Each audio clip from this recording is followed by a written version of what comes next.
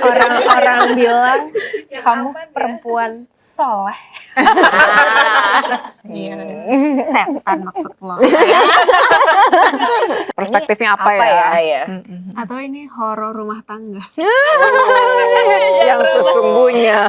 Horornya itu di situ. Hai girls, kami dari Cast Sehidup Semati pingin banget ngobrol dengan cewek banget. .id.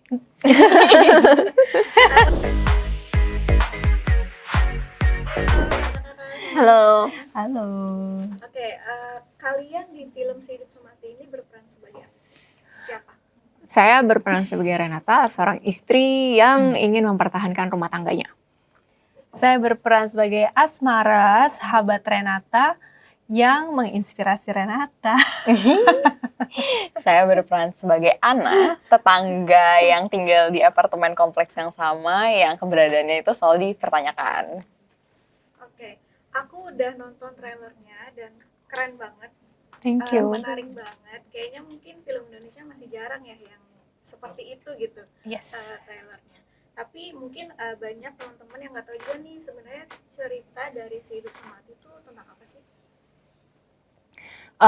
Genrenya sendiri memang horror thriller, salah satu genre yang cukup jarang ditemui di Indonesia gitu. Tapi kalau ceritanya sendiri sebenarnya aku rasa kan banyak orang yang bisa relate karena cukup banyak terjadi di Indonesia.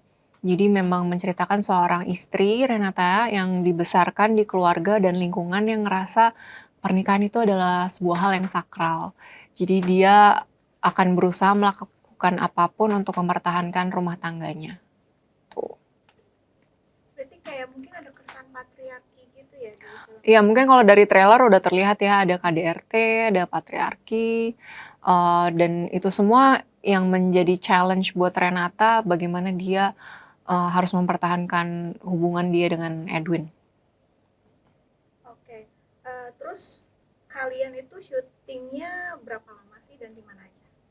24 hari. Jakarta semua. Kita syuting di studio. Ya, Jadi kebayang. Upi punya bayangan sendiri kayak tempat tinggal mereka seperti apa, desainnya seperti apa, dengan production design yang keren banget. Akhirnya kita bisa lihat lokasi apartemennya, tiap karakter berbeda-beda. Bagus dan personal banget sih. Benar. Jadi Kelihatan kalau banget. kalian lihat di trailer itu 80% adalah set.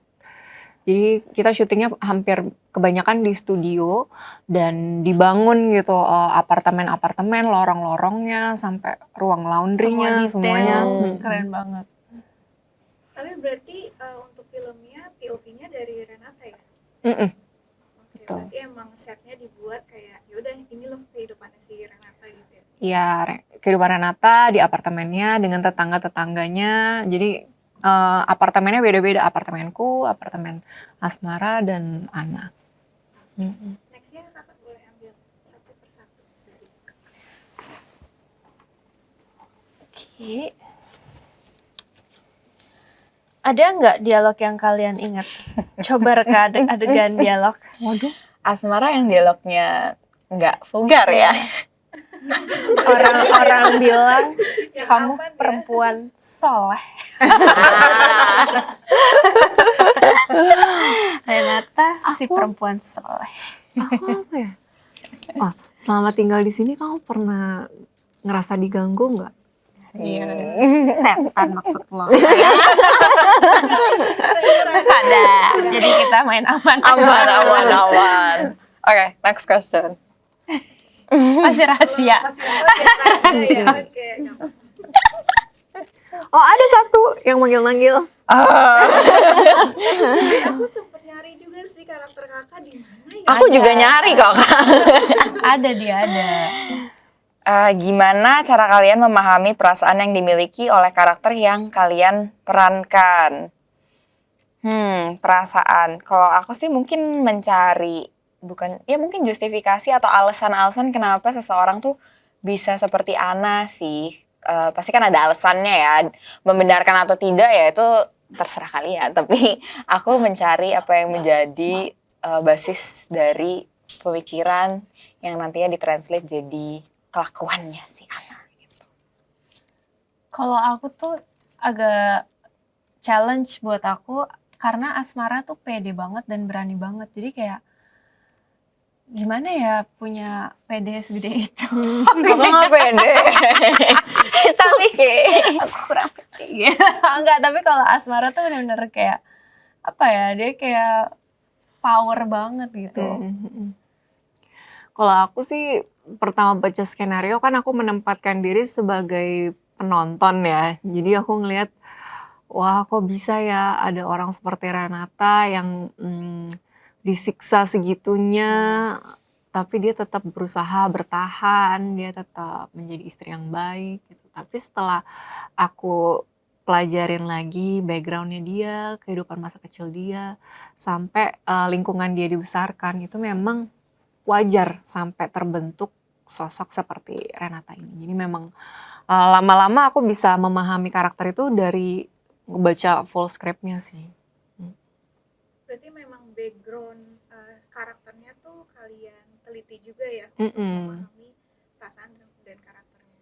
Iya.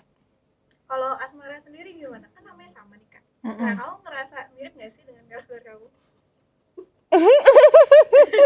Tadi dibilang Asmara yang di film pede banget nih gitu. Kalau kakak sendiri? Oh ya, ini pede banget dengan cara yang berbeda.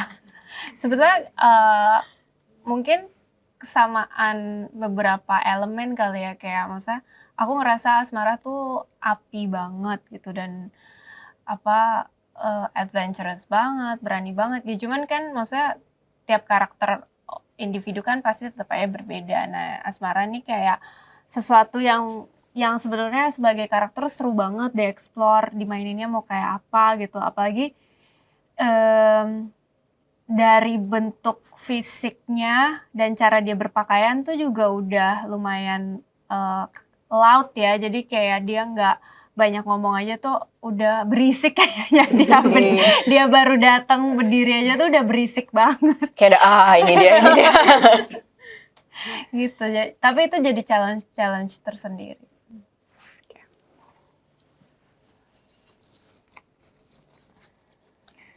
Sebenarnya film ini masuk genre horor, thriller, atau drama. Semuanya. Semuanya. Jadi nuansa horornya ada, kemudian thriller, dan ada dramanya juga. Tapi mungkin konklusi itu bisa diambil penonton sendiri sih. Nanti pas nonton nganggepnya kayak Perspektifnya ini apa ya? ya? Atau ini horor rumah tangga. Yang sesungguhnya. Horornya itu di situ. Oke.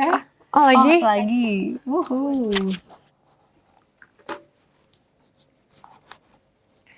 Hal apa yang bisa dipelajari dari karakter yang diperankan? Kalau aku sih mempelajari bagaimana Renata ini menjadi istri yang baik di mata dia ya. Ternyata apa yang dilakukan mungkin belum tentu terbaik juga di mata orang-orang.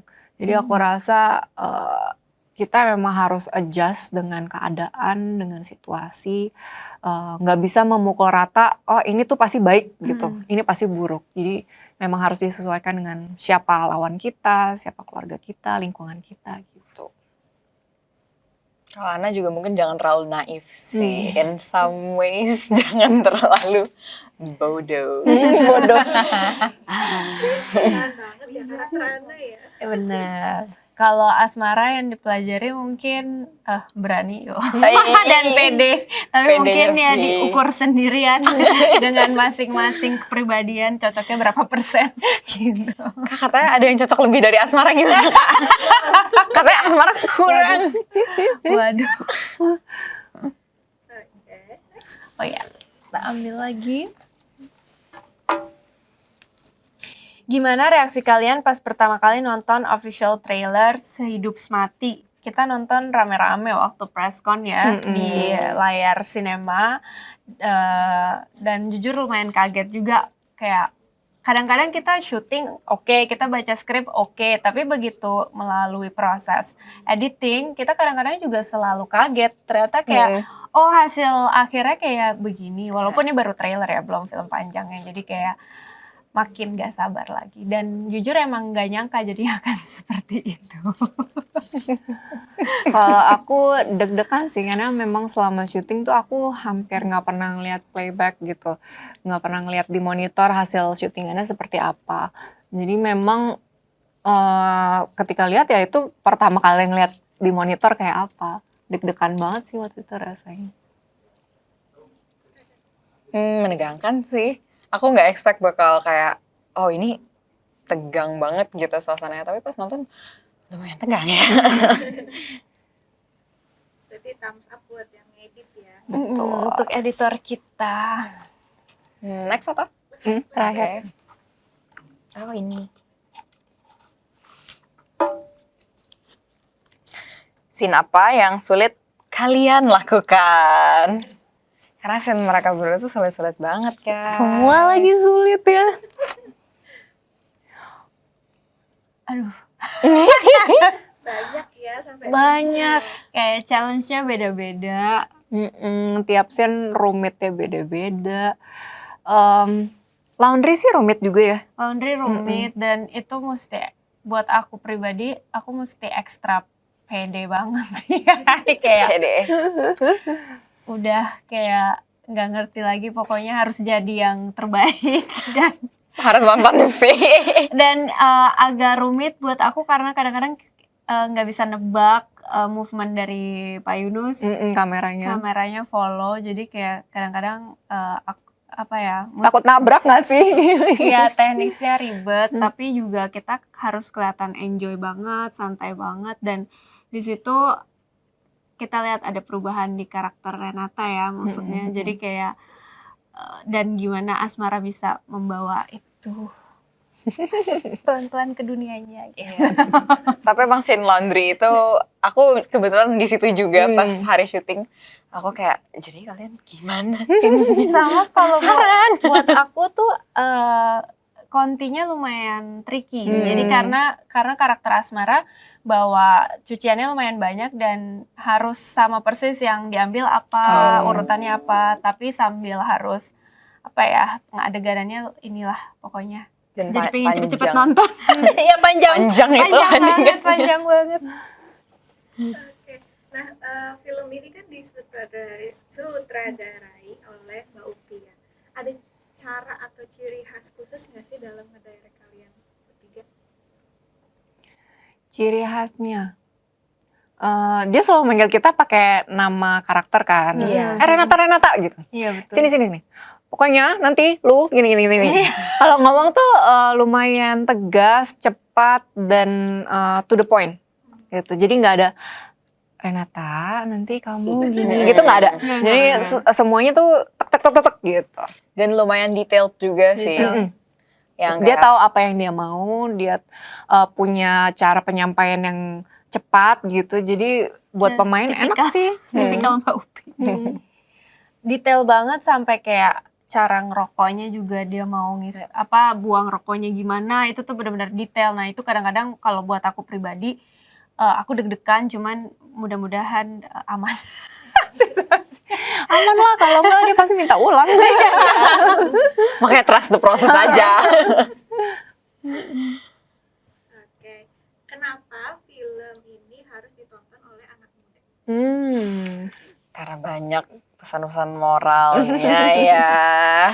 Dan aku rasa nggak cuma anak muda sih, ini cocok untuk yang belum berkeluarga, untuk membuka pandangan, yang berkeluarga untuk mencari bahan refleksi, bahan diskusi mungkin dengan pasangan dan teman-temannya. Jadi aku rasa ini bisa menyentuh banyak kalangan sih. Suguhan yang menarik juga karena kayak genre-nya nggak biasa, ceritanya nggak biasa, jadi dari sisi hiburan tuh juga menarik banget. Dan aku rasa secara visual juga bisa banget dinikmati Iya, sih. benar. Dan maksud saya karakternya beda-beda banget, jadi benar-benar kayak menurut aku sih terhibur ya. Maksudnya aku baca skrip aja tuh aku terhibur, jadi makin penasaran sama hasil akhirnya. Oke, makin gak sabar nih girls di luar sana buat nonton film ini. Oke, terakhir satu kata untuk film Sehidup Semati dari kalian. Satu kata bukan satu kalimat ya. Oke. Gelap. bergelora. Intens ya. Thank you girls sudah dengerin ngobrolan kita.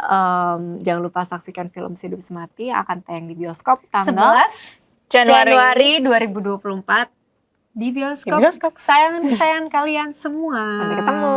Sampai ketemu.